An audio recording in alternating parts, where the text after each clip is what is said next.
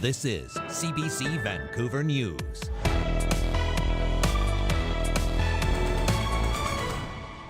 It's such a busy location right there in the harbor that people have to have eyes in the back of their head in everything that they're doing. So who has the right of way on the water? The plane versus boat collision in Cole Harbour this weekend is prompting safety questions around busy waterways. Plus, I know this group is under huge pressure. That's why they're a central focus of us. BC's Premier admits it's a problem, with new data showing 1 in 3 British Columbians are seriously considering moving provinces due to unaffordable housing. Also, we're able to be 5-6 degrees more tolerant to freezing temperatures. protecting grapes from the colds. A new plant-based compound could be the answer. We look at the implications for BC's wine industry. Hello, I'm Tanya Fletcher. Thanks for joining us. Concerns about heavy traffic in Cole Harbour are surfacing after a seaplane and a boat collided on the weekend. Investigators are now trying to figure out how and why it happened. And as John Hernandez tells us, boaters say there have been plenty of close calls in the increasingly busy waterway. Days after this plane collided with a pleasure boat, there's few answers as to what exactly went wrong. As of Monday, investigators said they were assessing wreckage and gathering more information. The crash, a shocking sight to those who watched from the shore and for the many others who saw the video circulating online. It was incredibly scary, obviously, and very unfortunate for everybody that was involved. Boating BC Executive Director Bruce Haynes says it's a miracle that just 2 people were injured and no one killed. Clearly it was a tragedy. Who was right and who was wrong, who had the right of way, who didn't, and those types of things. That will all be looked after by the Transportation Safety Board. But Haynes says the crash highlights the dangers of what's becoming an increasingly busy corridor in the Burrard Inlet, and users need to be cautious. That is a designated float plane area, but there's a lot of other traffic that comes in and out of there to the gas docks and so on. So it is an area that many, many vessels transit through and across. The aircraft operations zone sits on the edge of Cole Harbour. Part of its northern edge is marked by the Burnaby Shoal Light. West of it sits the marine gas station and surrounding marinas.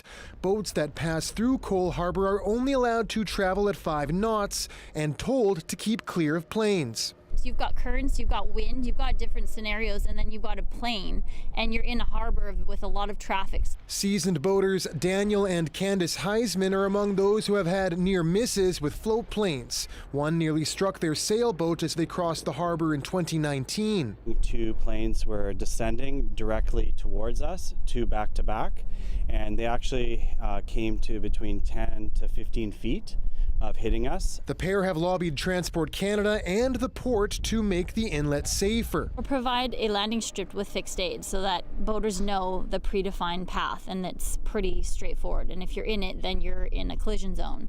CBC News has reached out to both agencies to see if a marine runway is feasible. For now, boaters are urged to be cautious as these waters get even busier over the summer months. John Hernandez, CBC News, Vancouver. The RCMP and the BC Securities Commission have sent out warnings to numerous people believed to be moving money on behalf of criminals, sometimes unbeknownst to them. Authorities say they delivered letters to 10 suspected so-called money mules in Metro Vancouver last month alone. Money mules are used during money laundering. They allow criminals to move their ill-gotten gains by concealing the identity and also concealing the source and destination of funds. The agency says the suspects sent or received money or cryptocurrency obtained from victims of investment fraud. Police say money mules may not even know they're helping criminals and, in fact, may be victims of an investment scam themselves. BC's Premier is livid with Ottawa for, in his words, showering money onto eastern provinces to help with immigration pressures and leaving the West with nothing. They've offered us nothing, $0. With 10,000 people coming to our province every 37 days, we have, right now, refugees and homeless shelters. We have international students grappling with a lack of supports in the community. David Eby made those comments as the Western Premier's Conference wrapped up in Whitehorse today. He referenced the federal government's $750 million offer to Quebec to help pay for a surge in temporary residents. Eby says Canadians are seeing resources go to Ontario and Quebec at the expense of the West, adding he looks forward to the Trudeau Liberals offering BC the same share of money on a per capita basis. After almost 2 years of anger and dysfunction, the mayor of Harrison Hot Springs has resigned, effective immediately. Ed Wood was elected 2 years ago. Since then, there's been a hostile divide on the 5-person village council. Wood claims there was an ongoing vendetta against him. That atmosphere has led to chaotic meetings and a backlog of village business. Wood claimed he was ganged up on by 3 councillors. Now, BC law dictates that a by-election be called within 80 days of council notifying of a change in leadership. It'll now be easier for more frontline workers in BC to get work-safe compensation for PTSD and other mental health disorders. As the CBC's Katie DeRosa explains, changes at the provincial level will make it faster and easier for those looking for help. Today, the province expanded the list of professions that will be fast-tracked for work-safe coverage in the event of mental health injuries. Harm reduction workers, shelter workers, and coroners are on the front lines of the opioid crisis. And when someone suffers a deadly overdose, they're often the first to respond. That kind of trauma, experienced over and over, can sometimes cause PTSD or other mental health disorders. One Vancouver harm reduction worker says the move is long overdue. Harm reduction workers, they're the first people at the scene. They work with paramedics, they work with firefighters, the police. They deal with really high trauma situations almost every day. Now, those workers are among the 11 professions that will no longer have to prove that a mental health injury was caused by work. Once they get diagnosed, they can begin receiving benefits like counseling and long-term disability much faster. Firefighters, paramedics, police officers, nurses, and other first responders already have presumptive mental health coverage. Now, this list includes many more professions, among them harm reduction workers, respiratory therapists, as well as shelter and social workers. When they file a claim because of psychological injuries due to the trauma at workplaces, that now they don't have to prove that is work-related. The BC Federation of Labour applauds the move, but says the province can do more. The union says Prince Edward Island and Saskatchewan have extended this type of presumptive coverage to all employees. Katie DeRosa, CBC News, Vancouver. Another heads up if you plan to travel outside of Canada anytime soon. More than 9,000 workers with the Canada Border Services Agency say they will strike this Friday if an agreement is not reached with their employer. The initial date for a strike was this past Friday, but job action was postponed until Wednesday this week in the hopes of reaching a deal. It's now been pushed back, though, another 2 days. The workers have been without a contract now for over 2 years. The two sides are meeting with the help of a mediator this week. 1 in 3 people living in BC are seriously considering leaving the province for more affordable housing. That's according to a new Angus Reid poll, which finds the numbers are particularly stark among young people. The survey finds half of 18 to 34-year-olds say they are seriously thinking of leaving BC because of the cost of housing. BC's premier says the province is struggling to keep up with the surge in population growth. And one group that I am worried about is young people, making sure that they feel welcome, that they can build a good home in British Columbia. That's why we focused on affordability for young people, tough conversations with municipalities about what they need to do to allow the kind of housing people can afford, using public land to build the housing that people need. And I know this group is under huge pressure. Angus Reid says 53% of respondents believe the NDP needs to focus more on taking steps to address housing needs. Their research finds Vancouver, Burnaby, Victoria, and Kelowna all rank among the 12 most expensive cities to rent in Canada. In New Westminster, City Council has tonight voted to beef up renters' protections. It means tenants will be able to return to rebuilt units at the same rent that they were paying previously. Tenants are valuable members of our community that we can't afford to lose, just like they can't afford to lose our housing. The best case scenario is that tenants are not displaced in the first place. The next best that we have power over is that they can return at the same rate under which they left. Our motion passed unanimously. City staff will now come back to council with specifics of how the new renter protections will be implemented. Well, the Fort Nelson fire aside, BC is experiencing a slightly calmer wildfire season so far this year. But as Shariah Chatri reports, officials warn a favorable spring does not necessarily mean a favorable summer. Overall, spring conditions are less busy this year, except for in the Prince George Fire Centre in the northeast, where we've seen quite a lot of fire activity. The BC Wildfire Services says the province recorded 209 wildfire starts between early April and early June this year, a significant drop from the 393 wildfires that started during the same period in 2023. Definitely there was a busier spring last year. It was very dry, and we also had the Donnie Creek wildfires. The Donnie Creek wildfire, which ignited in May 2023, is the largest recorded wildfire in BC. The massive blaze, burning now for over a year, contributed significantly to last year's huge volume of land burned and spread poor air across North America. Metro Vancouver also faced air quality advisories. This year, though, there are no smoky conditions. And cooler temperatures, plenty of precipitation, and slower, steadier snowmelt has put us in a better place this year. It has also helped crews fight wildfire in the province's northeast. I think the community is feeling much better, particularly about the Parker Lake fire, which is under control for the most part and contained. All evacuation alerts connected to the fire that forced 4,700 people to leave their homes in Fort Nelson, BC, have been lifted. Mayor Fraser says residents are happy to return home, but apprehensive about the summer. I don't think anybody has unpacked their RVs, I don't think anybody has unpacked their 3-day travel bag. Although recent rains have provided some relief, Peacock says the overall dry conditions continue to pose a risk, and she urges residents to be ready. There's some really easy, low-cost and no-cost ways to make your property safer should a wildfire come to your community. Also being ready for any evacuation, knowing where to go for that information, having a grab-and-go kit for your family. The BCWS says it has brought 250 new recruits this spring in preparation for the wildfire season. Shariah Chatri, CBC News, Vancouver. Canadian researchers may have found a solution to help protect wine grapes from cold temperatures. It involves spraying a plant-based compound onto their leaves and stems. The CBC's Ethan Williams looks at what the early results could mean for growers.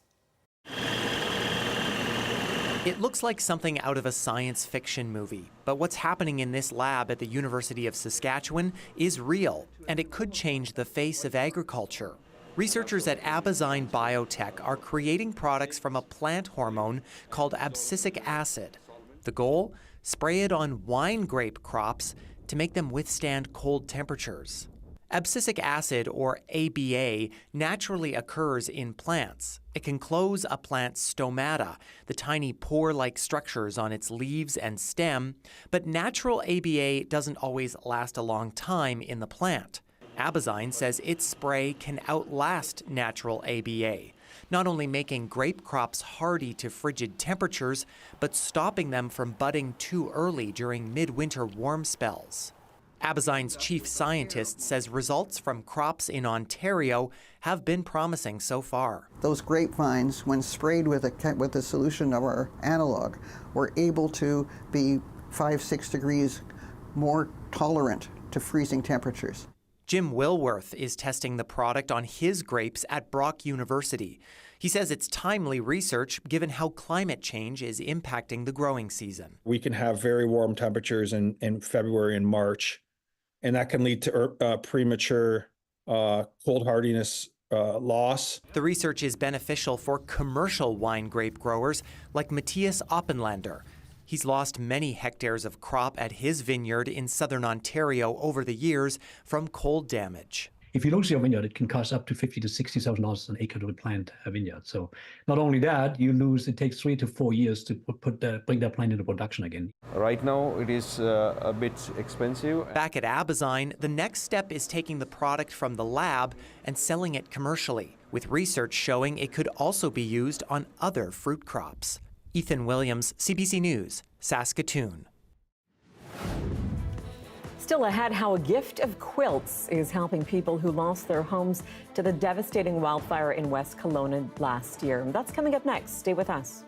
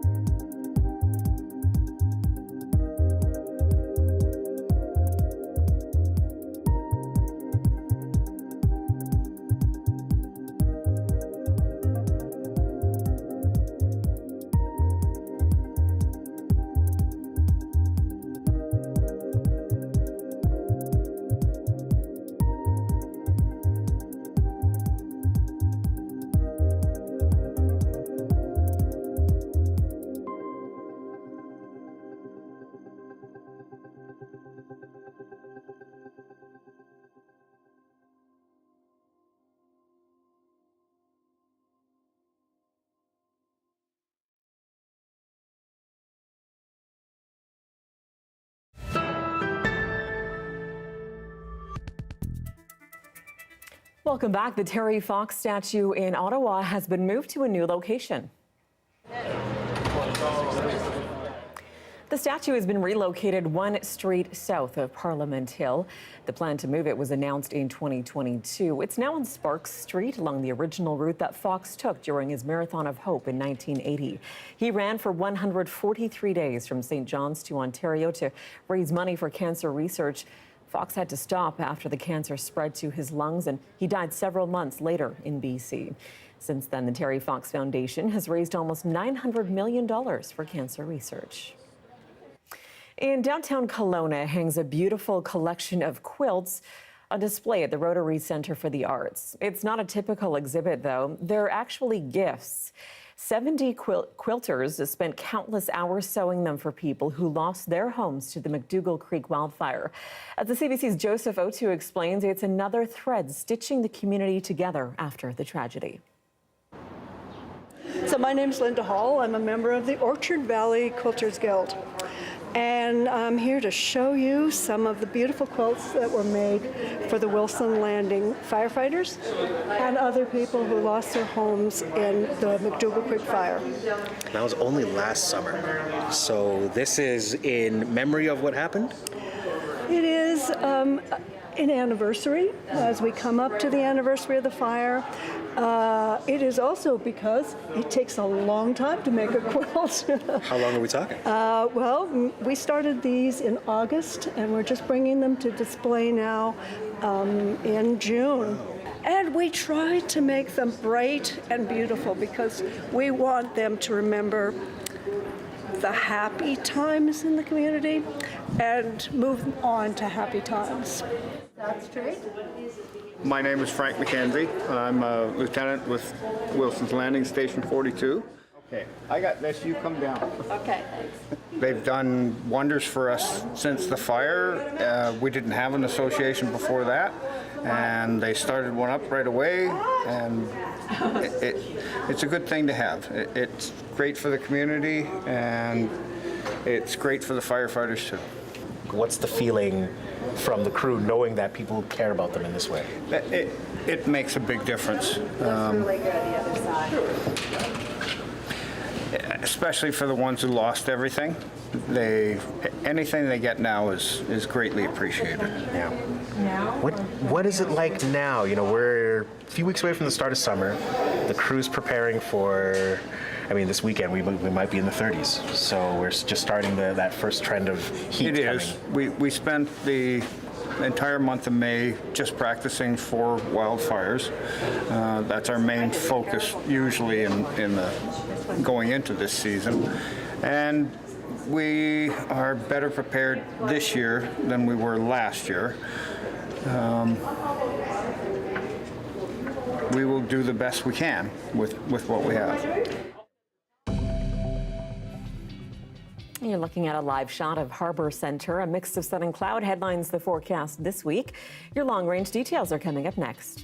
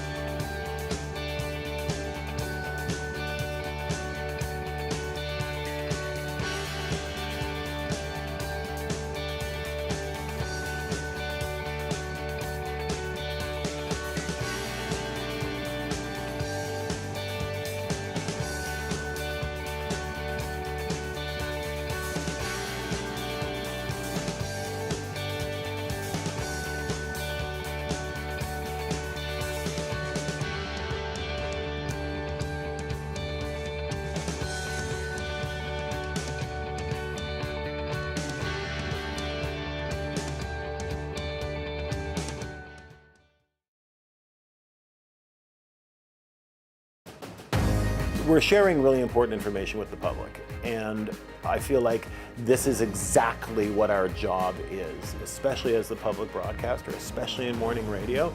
That's incredibly important.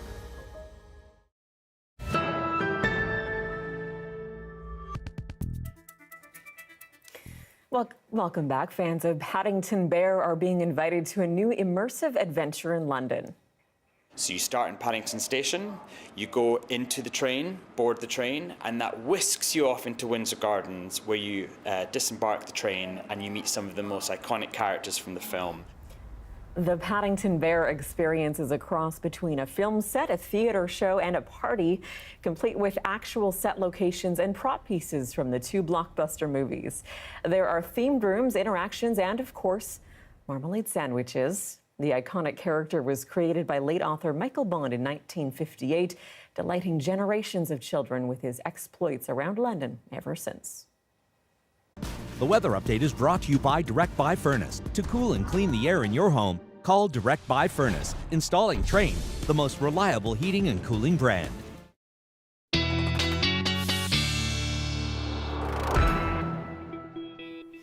And it's time for a look at the forecast. Let's bring in our Darius Madavian. Darius, what a weekend it was. It was beautiful, Tanya. Gorgeous. Next weekend, not looking quite as nice. There's still time for that to change. But for tomorrow, things are pretty set in stone. We're going to have some rain already on the way tonight. Many people on the island know that well. They saw a cloud moving in earlier today. It was a little bit gray, a little bit ominous, but that rain is going to move off pretty quickly. It's just a brief passing of that system. So some showers are probably going to linger across much of southwestern BC into tomorrow afternoon to evening. But for the most part, Vancouver stays relatively dry, except for maybe those higher elevations. Still some rain, but not too much. We'll also see some clearer periods at times tomorrow throughout the day and into the afternoon, and then that rain moves off and we clear up quite a bit for Wednesday, looking a lot drier and a lot more clear. Still some rain appearing at some places, just some very light showers on parts of the island, but generally pretty dry. We will be quite gusty. We'll take a look at that in a second. Across the province, though, if we take a look at the rain, you can see, again, a lot of that breaking into the interior, especially the central interior tomorrow, and then heading up into places like the Peace and up into the northeast on Wednesday. And then also you can see that bigger thing that's going to be moving in, that bigger system on Friday. Now, again, this is a more coarse grain model, a more wider, less detailed model towards the end there, because we are getting quite a bit into the future. But again, maybe some more showers moving in Friday into Saturday. But again, we'll wait and see that when that comes. A bit of a gusty day tomorrow in many places, a bit breezy, especially on parts of the island and here along the strait in Vancouver and Victoria, but then calming down a bit as we get later into the week. For the most part, west coast of the island still getting plenty of wind, but that's not unusual. In terms of temperatures, those drop quite a bit tomorrow across much of the province. Recover in some places, especially in the south as we get into Wednesday, but then dropping a little bit more in some places, like the interior up here. And then Thursday, again, temperatures recovering a little bit. In terms of those conditions across the province, a bit of a rainier one, a thundery one. Many of these places, especially, going to see some sun in the morning, but then again, those thunderstorms do roll in the afternoon, evening time, especially in the southern interior, but a sun in the morning, and then that rain. And then again, we do have quite a bit of precipitation on the way. Not sure why that's showing as a sun. That is rain, and then maybe some sun in the afternoon. I love your interactive maps. Thank you. Thank you so much, Darius. You said it this morning in your note. We're still in spring. Can't forget that. Thank you. Thank you. And that is your late news for this Monday, June 10th. For news anytime, anywhere, download the free CBC News app. You can always find us online as well. We're at cbc.ca/BC. Thanks for watching. Have a great night.